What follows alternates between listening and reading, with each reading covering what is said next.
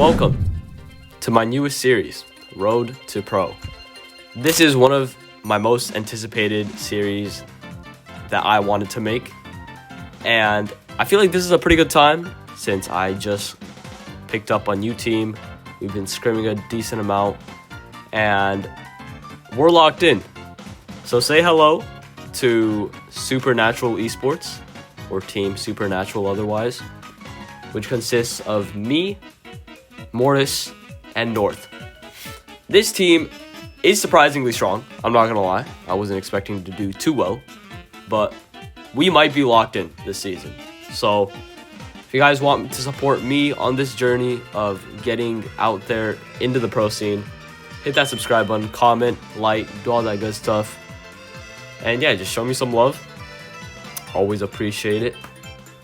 But yeah, today I'm gonna be showing you guys some of the scrims that we've been running recently against a semi-pro team, and we actually won against them 4-1 pretty convincingly, and we actually did pretty good, and I'm feeling confident about myself.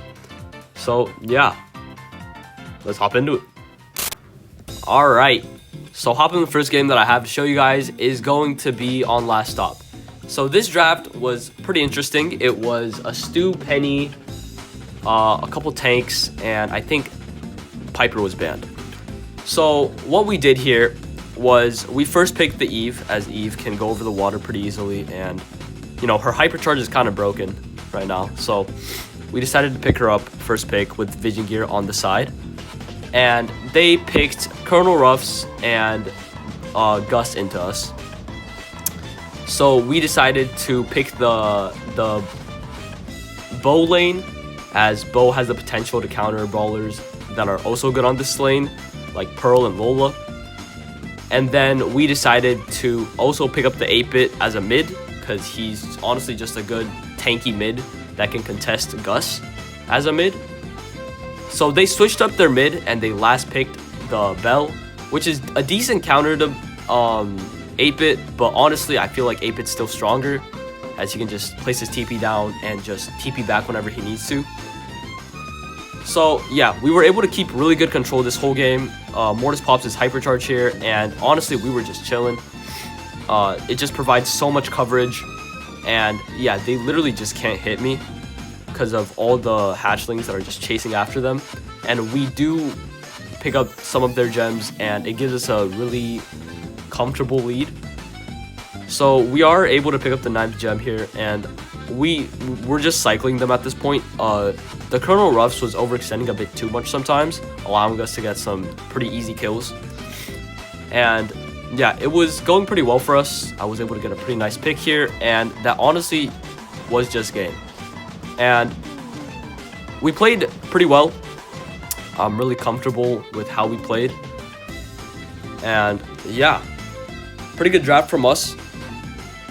And let's hop in the next one. All right, so hopping into the next game we have here, we are playing Barry on Hot Zone on Ring of Fire. So the draft was kind of weird. We banned the Gray, the Draco, and Stu, while they banned like Penny and stuff. I genuinely don't remember the draft too well. I need to remember to take screenshots next time, or screen record it. But yeah, they first picked the Juju. We pick up the Barry and Eve. That's what it was. And they decided to go the Griff and the Byron to counter out any tanks that we could possibly pick alongside the Barry. And so we decided to last pick the Gus. But overall, Barry has so much healing potential, as you guys saw in World Finals. If you guys didn't see, Humble was able to completely wreck, yeah, with this comp. Not this comp, but with Barry in general. And we were just able to keep really good control, as I was just constantly healing my team up. I didn't see that he was invis there, so I accidentally supered into him and I just died. But having the puddles on the zone and my teammates constantly being able to be healed up was massive. And you guys know what else is massive. But yeah, I was just able to constantly heal up my team.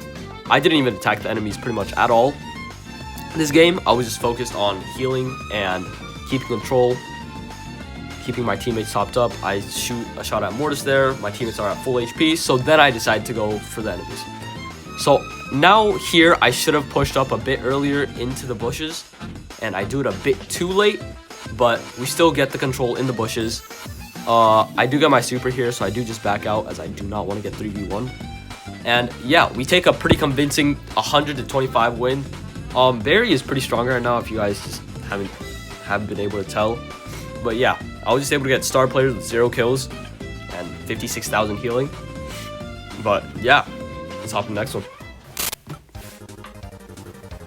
Alright, hopping the next game that I wanted to show you guys is going to be a game on Poco.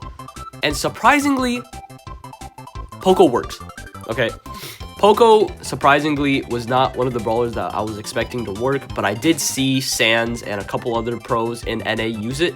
So I was intrigued to try it, and early game, it wasn't looking too good, but we were able to get a trade back. So the draft was Otis first pick, and then we picked the Poco Max, and then they picked the Colette and Daryl as a counter to the tank that we were going to pick. But Draco is just one of the best tanks in the game, I'd say, right now. And if you guys didn't see there, I was able to use my my gadget to counter out the Otis super, which is kind of the main reason why Poco is so strong right now. He has the ability to counter all these brawlers with a single click of a button. Like, the gadget is able to counter Lou, who's really meta right now. He's able to counter brawlers such as what's his name? Frank, as he has like that potential to super you. And yeah, I also didn't mean to use what is it called? Screeching Solo. I meant to use the Capo to heal up my Draco all the way and just kind of keep him topped up after he uses his 1 HP gadget. But I kind of messed up. Also, Mortis did mess up as well, as he didn't choose speed gear. He actually picked up heal gear, but that's completely fine.